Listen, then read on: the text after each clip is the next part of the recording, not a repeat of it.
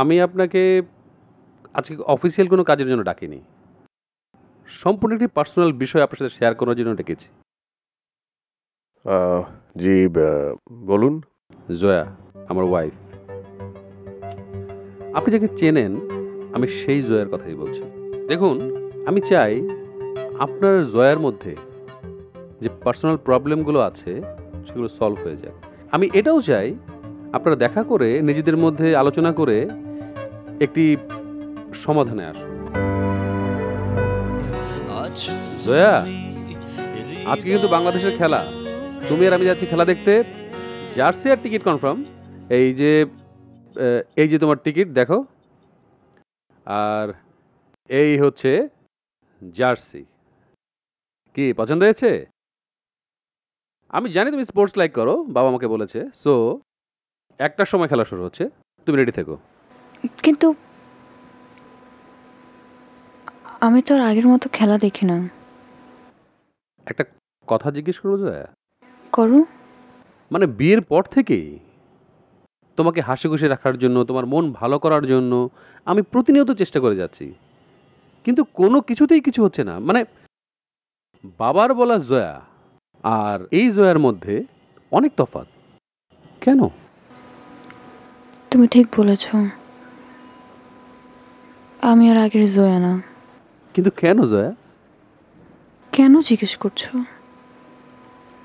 আমি তোকে কি বলবো? তুই কি শুনতে পারবে সে তোমার ওয়াইফ আরেকজনকে ভালোবাসে? পারবো না। এর এসে আমি ঘুরছি ফিরছি, হাঁটছি, খাচ্ছি, সব কিছুই করছি, কিন্তু আমার সব কিছুর মধ্যেই জাকের। কিন্তু আমি কেন জয়া? বিয়ের আগে তুমি আমাকে এসব কথা বলতে পারতে, তাই না? বিশ্বাস করো, আমার কাছে কিছু বলার ছিল না। কাকে নিয়ে বলবো? যাকে ভালোবাসি সেই তো আমাকে ফেলে চলে গিয়েছিল।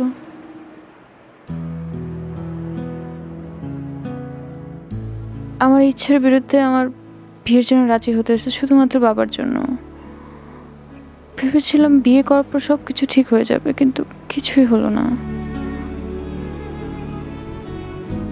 আমি এখনো জাকিরকেই ভালোবাসি। কে জাকের? এই একটা ছবি ছাড়া আমার কাছে আর কিছুই নেই।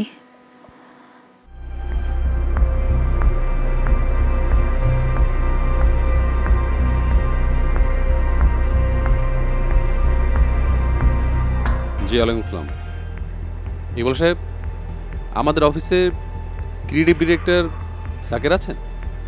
জি, জাকেরকে বলবেন কালকে যেন অবশ্যই আমার অফিসে এসে দেখা করে। জি।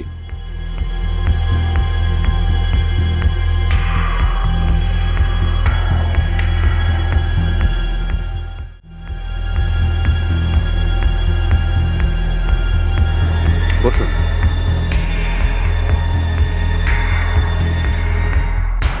তারপর আমাদের কোম্পানি আপনার কেমন লাগছে? জি স্যার, ভালো লাগছে খুব। দেখুন, আপনি আমাদের কোম্পানিতে জয়েন করার পর থেকে আমাদের অনেক প্রোগ্রেস হচ্ছে, মানে ডেভেলপমেন্ট হয়েছে। এর কৃতিত্ব সম্পূর্ণই আপনার। আপনি আসলে বাড়িয়ে বলছেন। না, আসলে আমি আপনাকে আজকে অফিসিয়াল কোনো কাজের জন্য ডাকিনি। সম্পূর্ণ একটি পার্সোনাল বিষয় আপনার সাথে শেয়ার করার জন্য ডেকেছি। জি, বলুন। জয়া, আমার ওয়াইফ।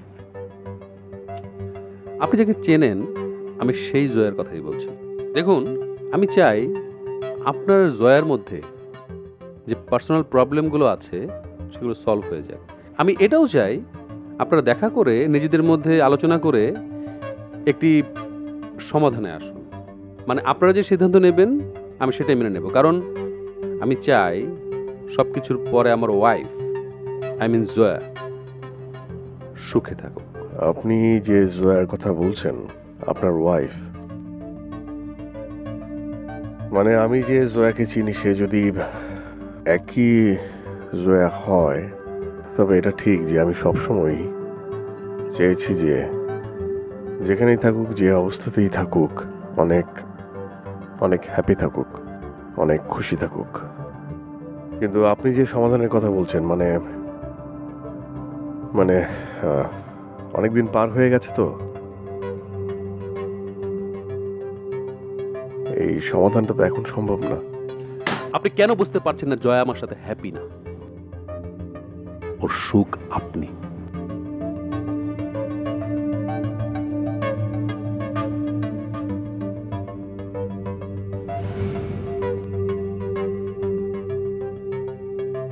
আচ্ছা ঠিক আছে, আপনি এখন বলুন আমাকে কি করতে হবে।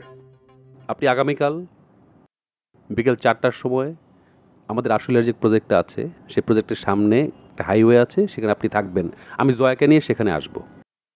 আপনি আমার কথা বুঝতে পারছেন? জি, দেখুন স্যার, আমি আসব এই সমস্যাটার সমাধান করতে। সেটা আমার সাথে হোক আর আপনার সাথে হোক।